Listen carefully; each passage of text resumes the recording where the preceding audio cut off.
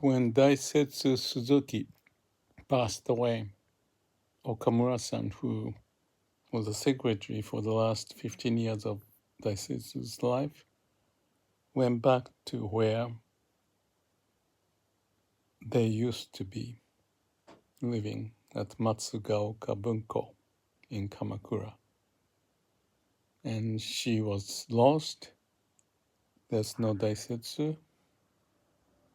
And she went out to the garden and looking at the pine leaves and the flowers, she realized Daisetsu is alive in the garden. Here, there. I heard this story from her. I think that's profound.